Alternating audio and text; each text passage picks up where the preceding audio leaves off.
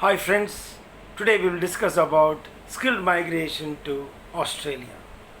Australia is one of the famous countries where many people wanted to migrate, being sometimes often called as lucky country also. Whatever be the motivation, many people wanted to migrate to Australia, and today we will have an overview of skilled migration to Australia.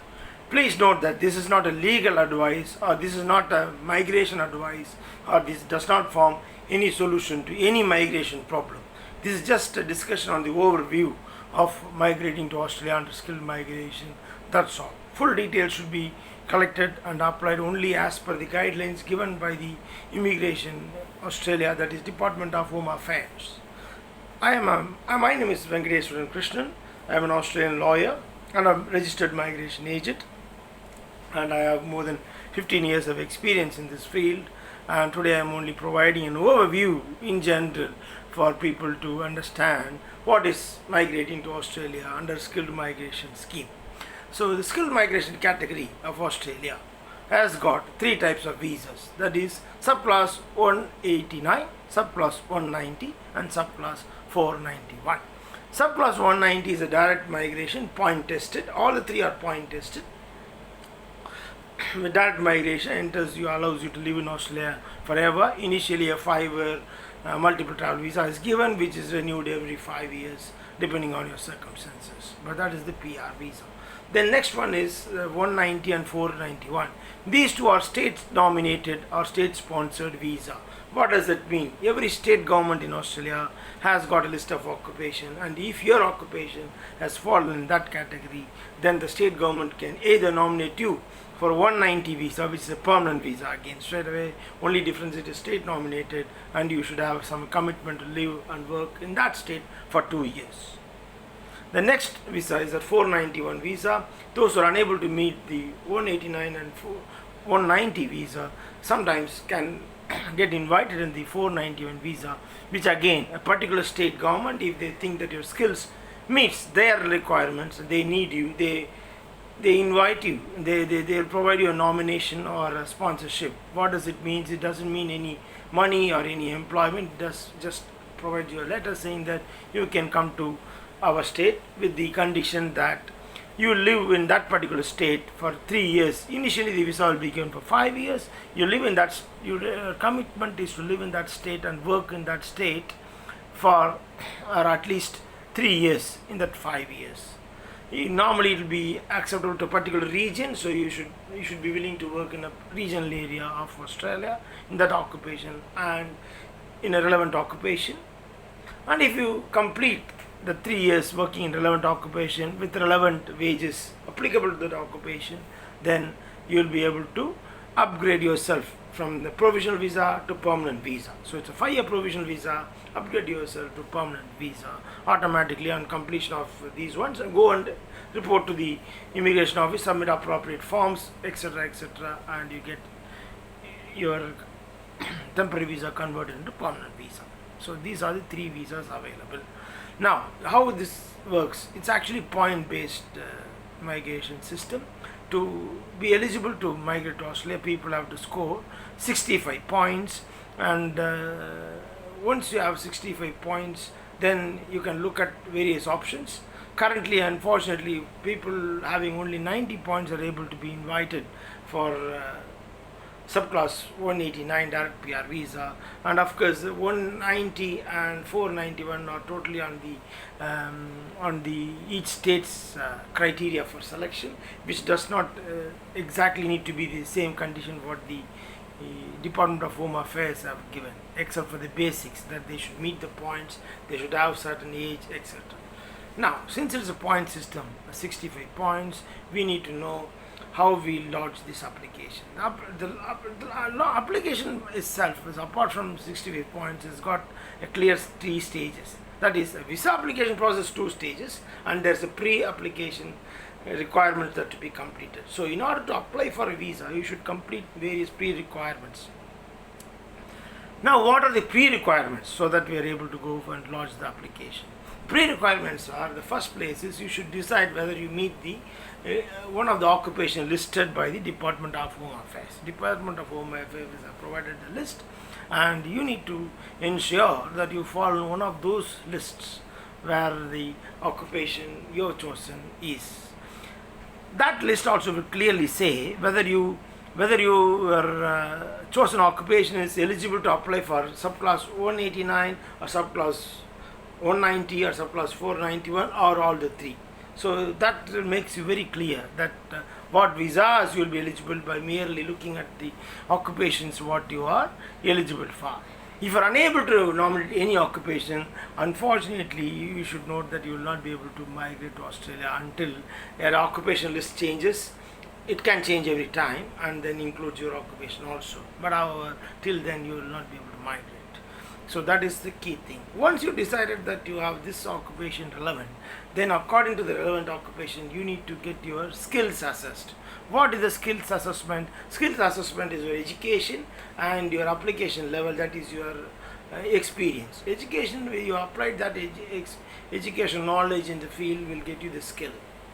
So that skill will be checked by individual, each authority. For each skill or each occupation, there is a separate authority to whom you have to go and get your skills assessed.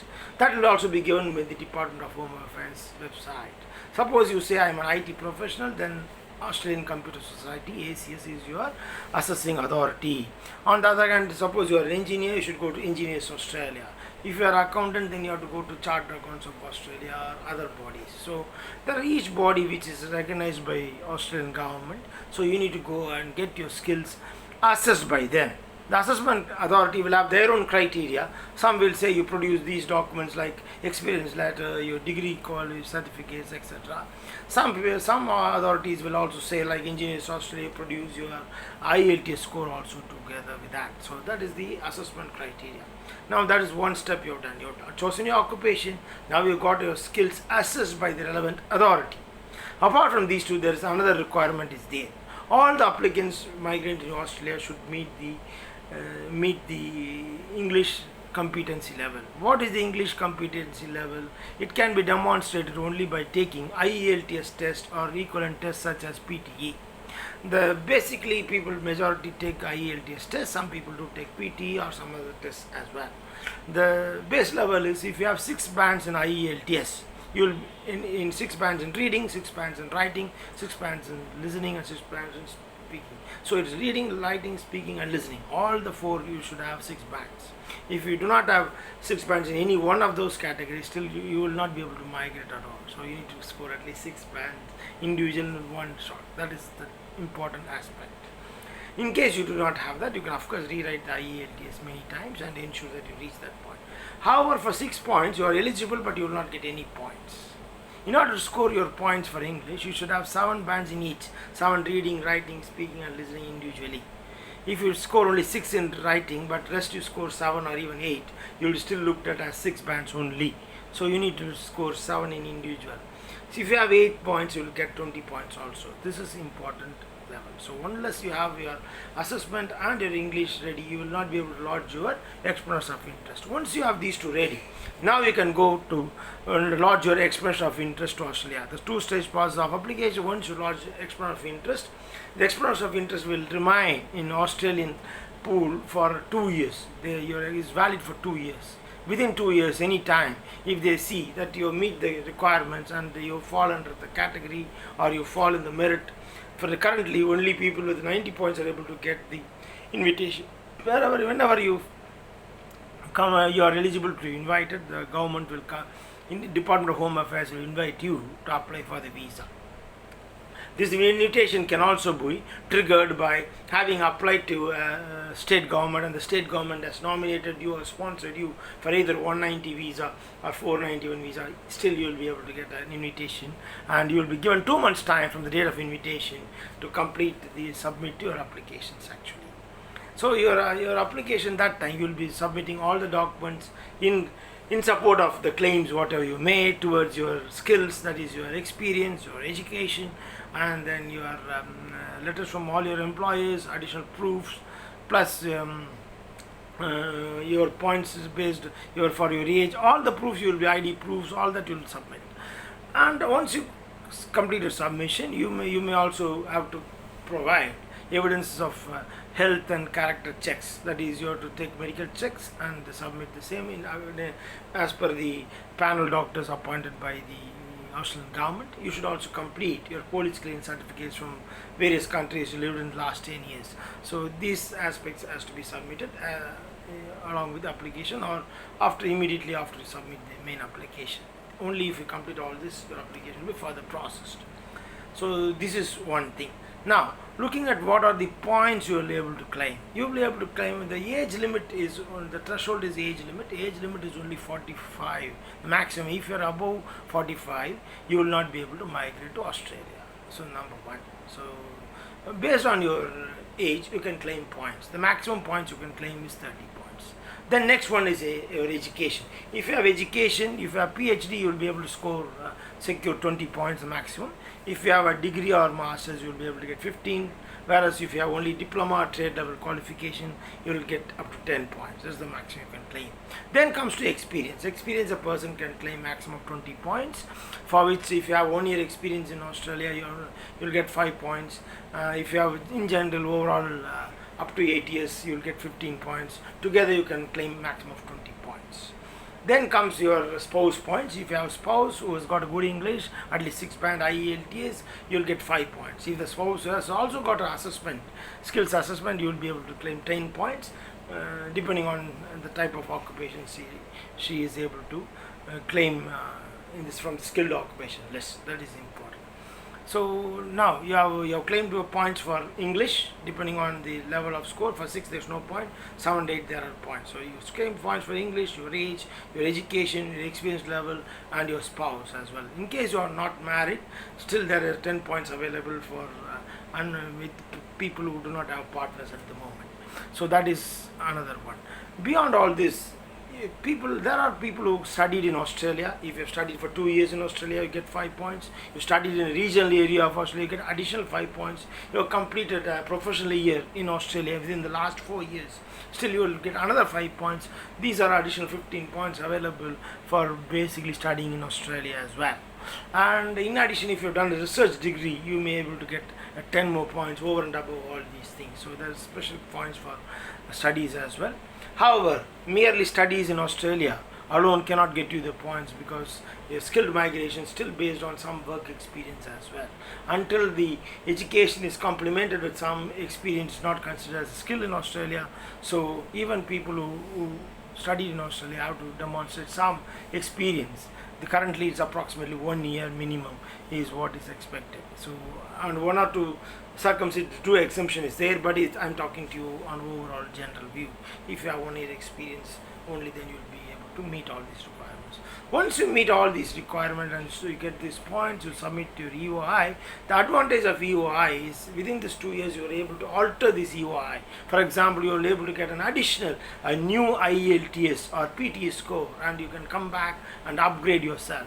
Or in case you want to change your occupation, you can still change your occupation and come back and change the EOI. So you are able to change the EOI based on various circumstances you change for the last 2 years, or if it is so required, you are able to lodge a fresh EOI with a new, so and you remove the old EOI and which your fresh claims of points as well. So you can remove the old EOI also if it's still not relevant to you at all, and submit a fresh EOI.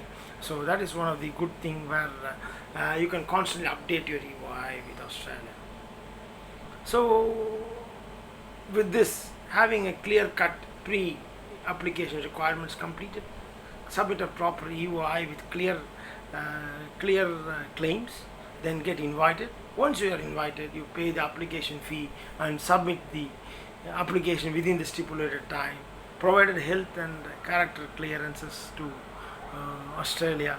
Then you wait for about approximately 6 months to 1 year. Nobody knows what time they will grant the visa. Sometimes it can take even long time, or sometimes short time. But in general, we are talking about is about 6 months to 1 year, depending on your skills and depending on your occupation. You will be able to get a final decision from the authority. Thank you for listening. All the best for your migration to Australia. Thank you.